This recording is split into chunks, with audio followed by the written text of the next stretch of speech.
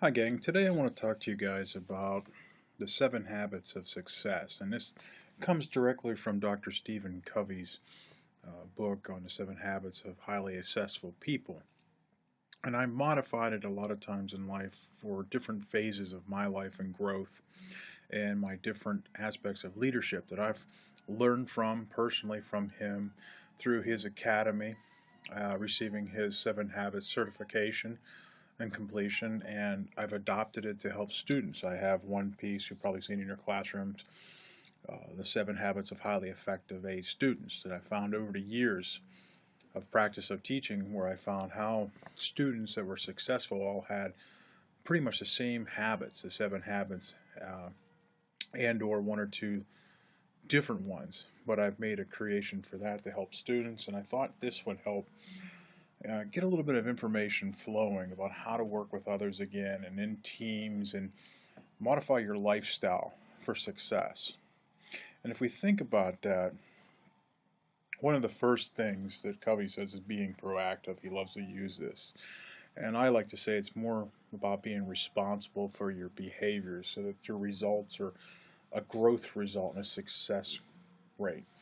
And the first place I found, and students I've found that are not succeeding, is they're not partnering with other people that are successes. They're not looking for mentors. And that's something everyone should be doing constantly in their life, no matter their age or their development or where they are in life. Great CIOs are always looking for partners in the same field. They're looking for other leadership and executives. They're looking for other leadership methodologies to help others and to grow themselves. You have to afford time, and I have a rule of myself is 60 minutes a day. And usually that's 60 minutes at the gym. Some days I might be too tired to actually work out, and I'll just go and I'll read, be in that environment that makes me feel good. Or some days I'll just go and hang out in the library. But you should have 60 minutes for yourself, where it's all about your success and your thoughts, your health, your mental aptitude, sharpening yourself. I also call this the thinking of yourself time, or thinking of yourself before others. It's hard to do in a lot of times in life because we all want to be there for other people and family, friends, mentors. But we have to think of ourselves, and we have to be proactive and make sure that we're educating ourselves and moving on a pattern that sets us up for success at all times. You know, they kind of think of this in a lot of ways as the order of effectiveness. If you know you have something that's due for your assignments or classes on Thursday, you shouldn't go out Wednesday night with your friends. You should tell your friends, hey gang, I love you guys, but you know what? I can't play hockey this week. I can't go swimming this week. I can't go shopping with you guys at the mall. I need to go and be effective. Or maybe it's your child if you're in that stage of life as a graduate student and you have your first child and your wife needs you there a lot, or your husband needs you there a lot and needs the extra affection or attention or time with your child. Sometimes you have to say, look, I know this is important that we're a family or we're here. Let's set aside Saturday afternoon, 4 hours, for us to go to the park or do something we all love. But right now I have to have this completed. This might be something in your job as well, to making sure that growth pattern's there for success.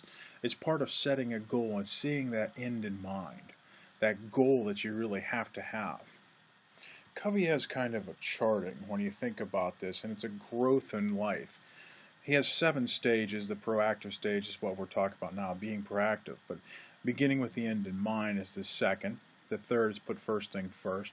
Think win-win. Seek first to be understood, then to be understood. Synergize. These are something that's really interesting. The 7th habit is about constant retention, constant sharpening of the saw in your mind and yourself and your body and your health, so that you work with successful people and have successful growth.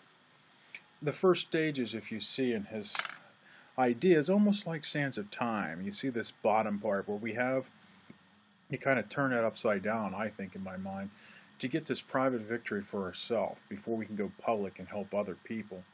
And we have to learn how to do that to become, instead of dependent, on independent. And then we start doing interdependence to where we're helping others and other groups grow. So this is kind of a charting for success too. So what does it mean with the end in mind? If we think about user task analysis, in the computer world, we're always thinking about what does a user want to do?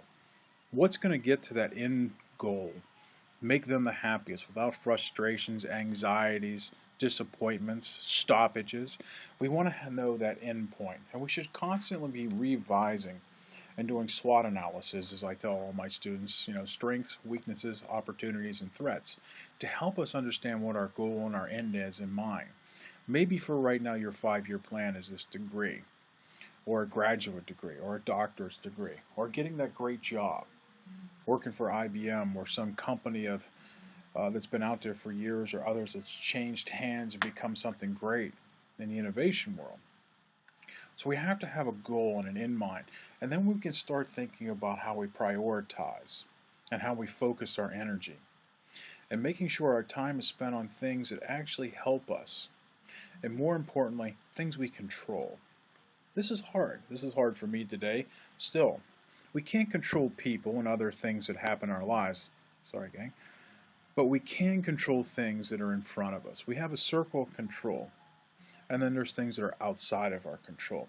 That's why I picked this schematic. And I want you to constantly think, I put everything inside of here because I control this.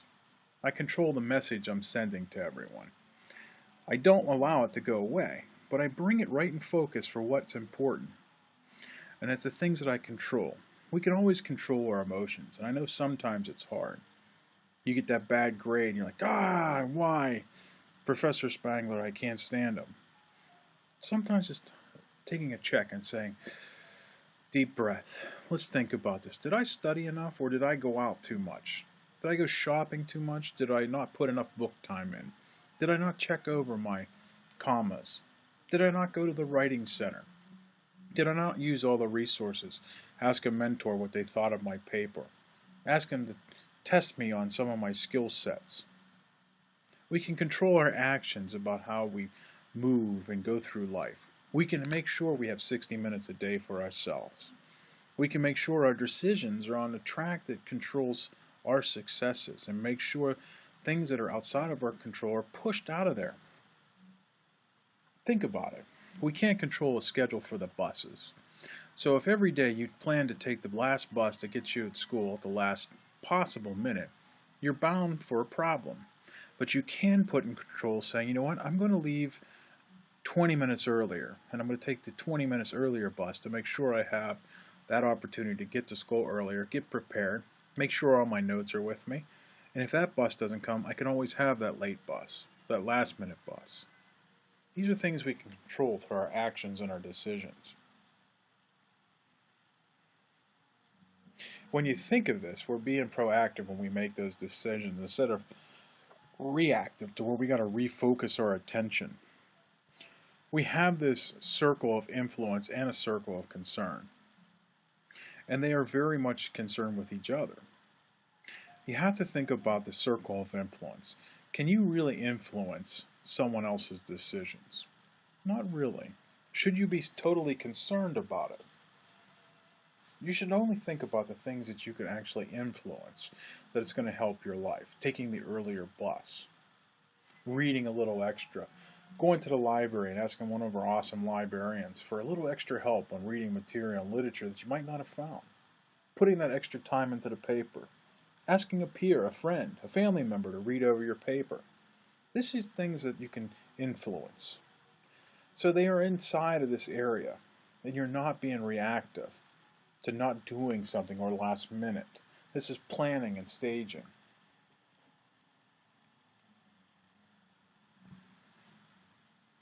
It's the order of operations. We like to know about this a lot of times, especially in the tech world. What is first? Covey likes to say, put first things first. It's one of his most popular phrases. I love to say this. You should execute the most important things in your priority list first. It takes time to organize importance. And you have to think about this as the wants and the likes. I would like to have a new specialized carbon fiber bicycle for riding on the roads. But what I really need to do is make sure that I make my house payment on time. And I put an extra $50 a month into it that helps me pay down my mortgage over the years more so, instead of blowing $5,000 on something I don't need. You have to think about must-happens.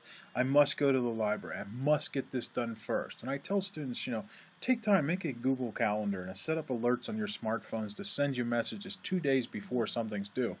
And question yourself, hey, have you studied for this exam that's due on Friday and it's Wednesday?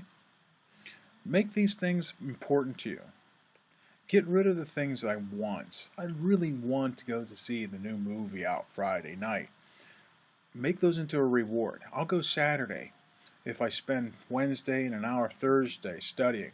And if I go to the gym every day this week, I'm going to have a slice of pizza on Sunday. I'm going to have an ice cream sundae, a banana split. Make time for actions. These help eliminate disasters. Think about this. You don't pay your car insurance after you have a wreck. You have to make sure you make that payment on time. Because if you're late with your payment and you have an accident, will the insurance company actually insure you? No. They'll say, we're sorry, but you didn't make your payment, therefore we don't have to insure you. You always have to think about these actions and make sure the ones that are in orders of operation that are best going to benefit you in life.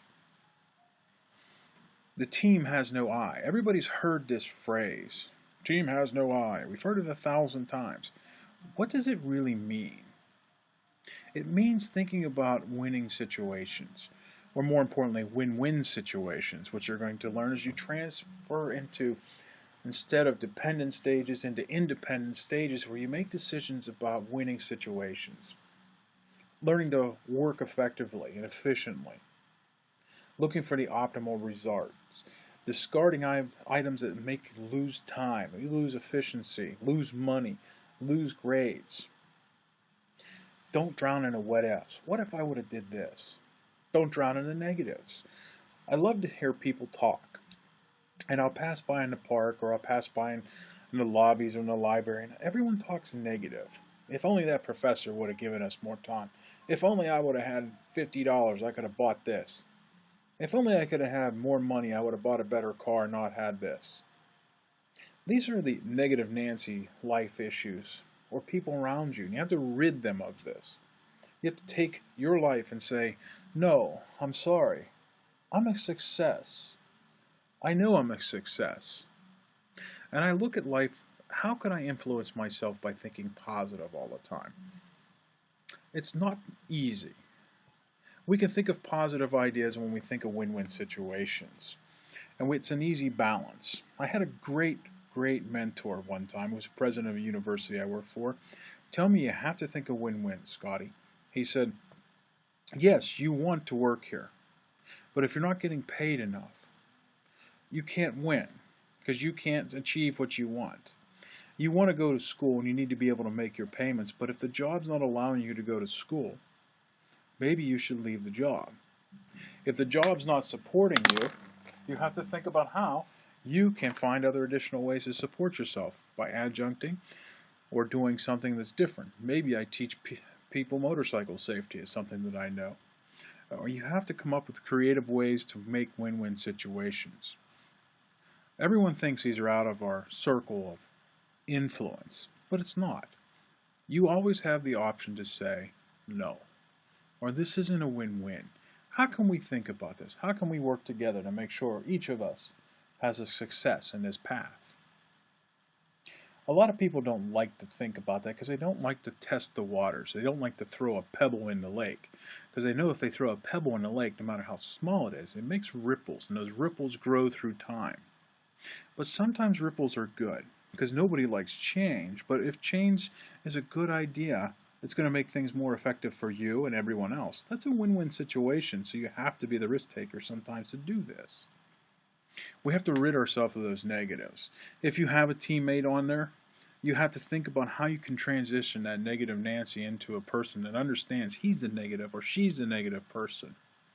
And how you could empower them by saying, hey, let me mentor you in your weakness here. Let me see your SWOT analysis. What are your strengths? Oh, I don't know how to do Python. Can you show me? And in exchange, I'll work with you to learn SQL or another language. Maybe it's you teach each other a language you both know. Maybe it's you work on your grammar together. Maybe you learn German, punctuation.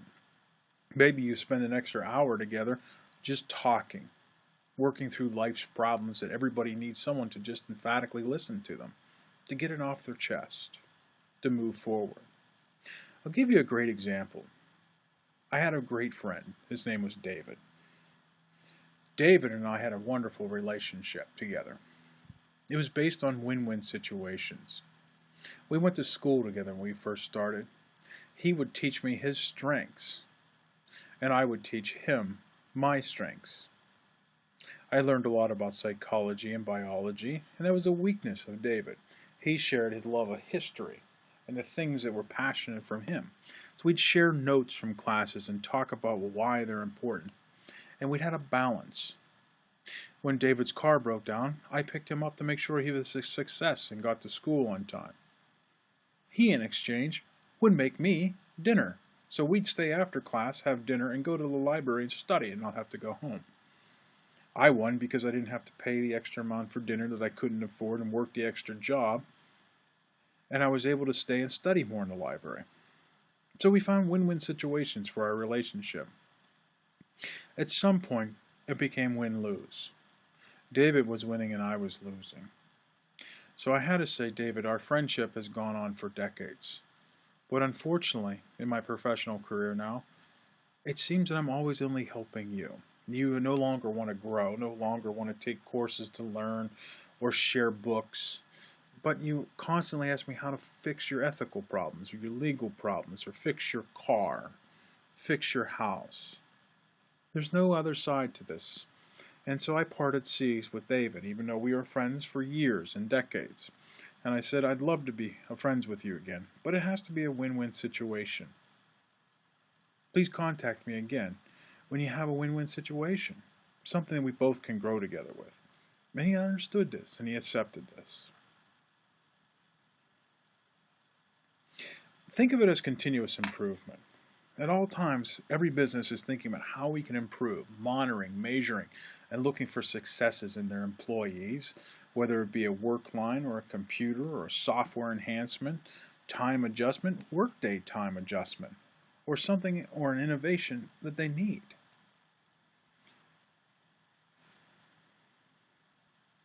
If we look at this again, it goes into that matrix.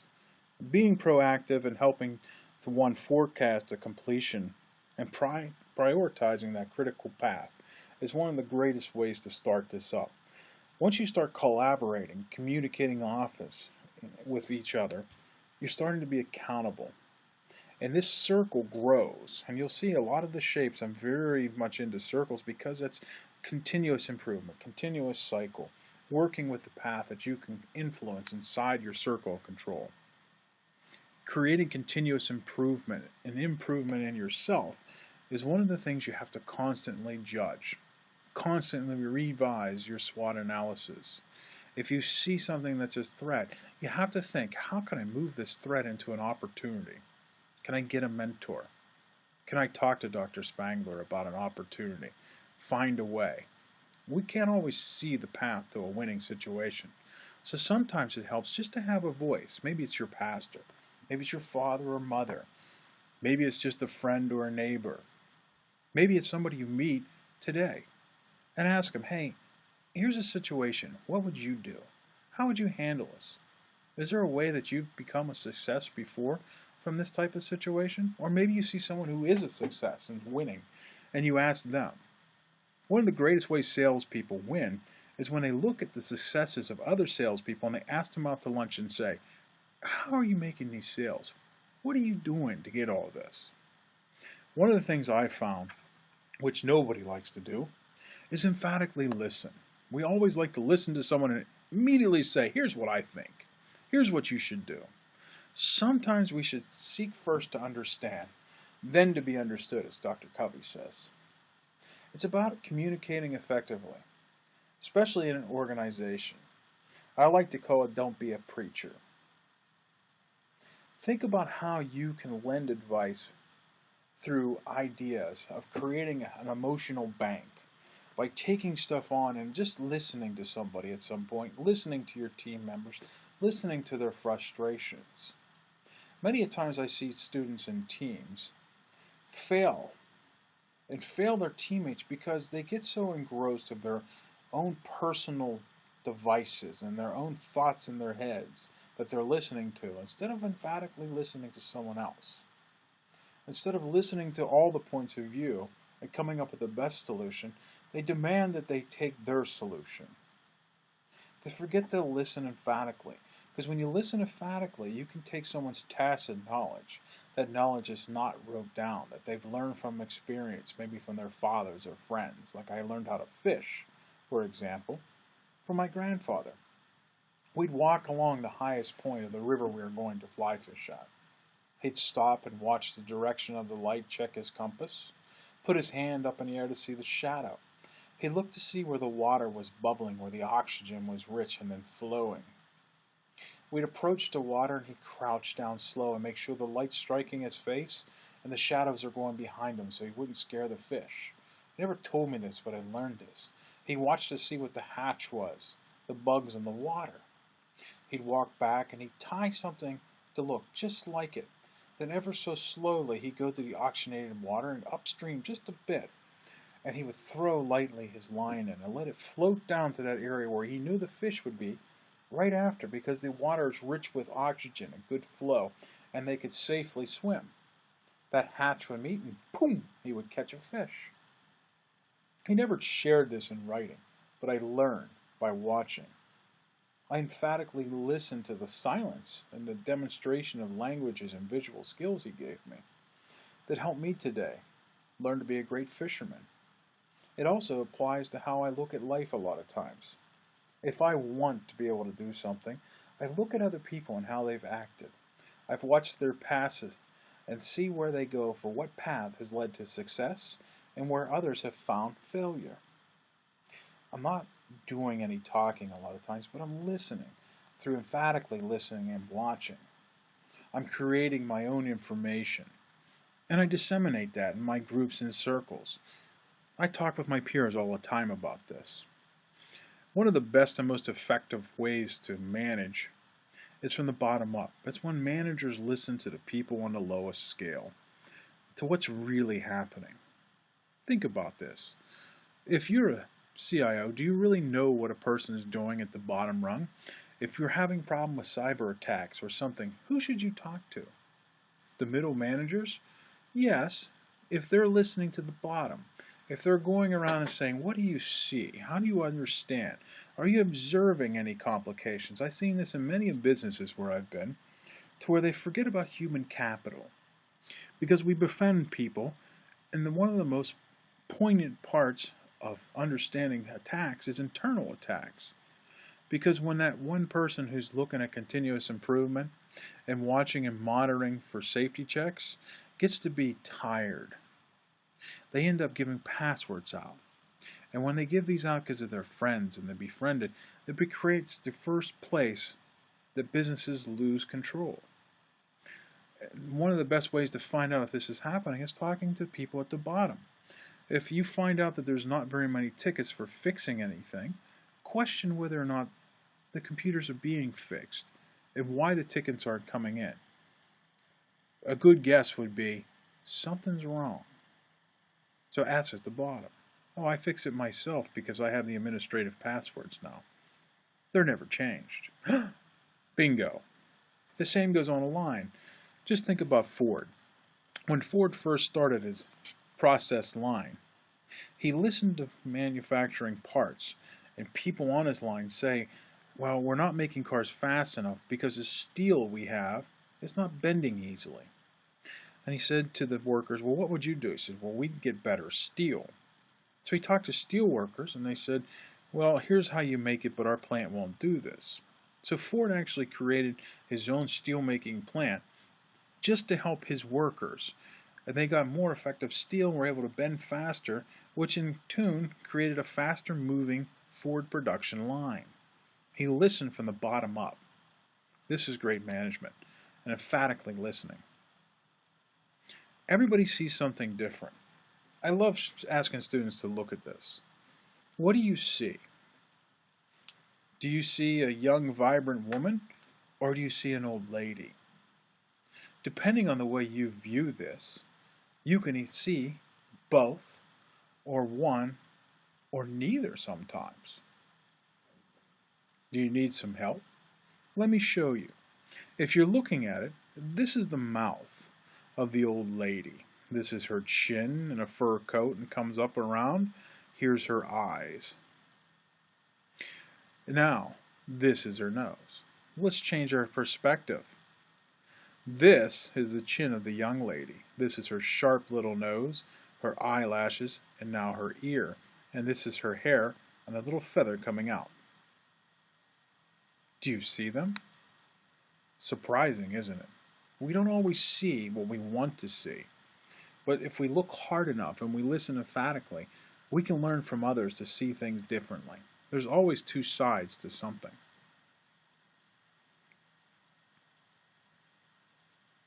What's your mentor's names? By now you should have a mentor. If you're in a team, maybe it's someone next to you. How do you create a methodology for growing? How do we synergize, as Covey likes to say? You hear me say all the time, do a SWOT analysis. Share it. Don't be afraid to talk about your weaknesses, because that's the best way to get a mentor.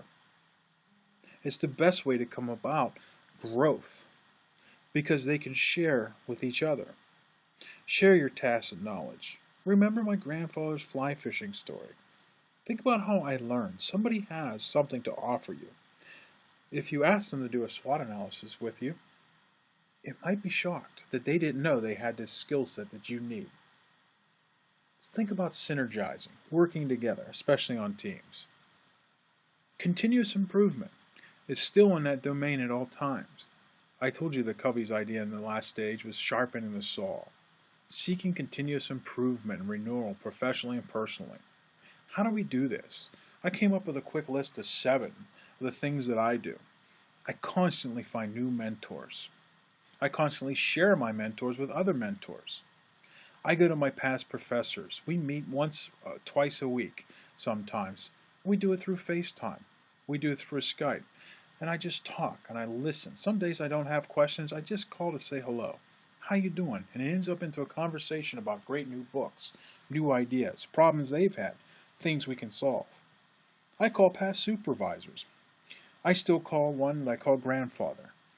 That it was my first supervisor when I was a young man working in a grocery store. He taught me leadership skills that he learned in the Army. He taught me about it's not about just doing a job, but making sure the job is so well done that everyone around you wants to be around you because you have such pride in this. My job was stocking cans on a shelf. It's not a difficult job. It's tiresome. Heavy cans a lot of times. But he noticed that I wasn't getting it done well. I'd get everything done. I'd done early. But when I looked at the job compared to the gentleman who was in his late 70s, still working at the store as a part-timer, everything was lined up meticulously, like little soldiers. It was impressive, and people would walk by and say, "Marty, boy, you really care about your aisle. You really care about your customers." And my supervisor said to me, "Scotty, why are your soldiers not the same as Marty's?" And I was thinking to myself, you know what? I'm representing myself here. And he said, "You're correct. Every time you line up all the labels and all the cans perfectly, it reflects on me and how much I care. And when they see this, other people care." I started doing this and started noticing that customers thanked me. They talked to me. They asked me questions then. It changed the way I saw myself, that the work was a reflection of myself. If it was messy and improper, thrown together fast so I could go play softball on Saturday afternoon, that's how it was a reflection of me. When I started to care, I noticed that the owner would continuously give me raises. I'd never asked for them. I'd find a quarter an hour here, 50 cents there. One day he walked by and gave me a $100 bill. He said, "I know you're going to school now. I think this will help you with books. I appreciate the attention to detail you're doing in your aisle and how you take care of it." People want to resonate around other people that care. They want to make sure if it's in your circle, you're constantly improving. You're doing something better. They want to learn from you. I learned from Marty. I learned from my supervisor. I constantly talk to the librarians here. They're the ones that are in those books the most. They share the secrets. They know the new ones that are coming out. I talk to past pastors that I've had. They're always a great reference to life. I talk about people from lost relationships. I talk to you about David. I'm still in contact with, and we still talk sometimes. A lot of times I lean on other friends, and I ask them their opinions. I have friends from decades ago that I talked to 1 month. Might not be this year, but next month we might have 6 conversations in a month. Because we're always looking to rekindle that relationship and look for winning situations, and I draw on them from their expertise. I have friends, a circle of powerful friends that I keep with me at all times, and we talk constantly. Yes, some of these are past professors, some of these are past co-workers and peers. Some of them are just friends I've had my whole entire life. But I talk to them on Skype. I just call to see how they are. What are you doing? And I emphatically listen to them. And they emphatically listen to me. And we share. We're always looking to continuously improve each other. This is building a habit of success. I hope this helps you and to think about this. You can look up Dr. Stephen Covey's 7 Habits of Highly Effective People book. Get a copy. It's in our library. I've made sure. You can get it cheap on any of the local bookstores. Read through it. Look at some of his other methodologies and habits that he has about continuous improvement and seek for yourself success. Look for win-win situations to help you grow. Take time for yourself, that hour a day. And I hope you'll do that now. Go out, get in the sunshine, ride a bicycle, go for a walk your dog.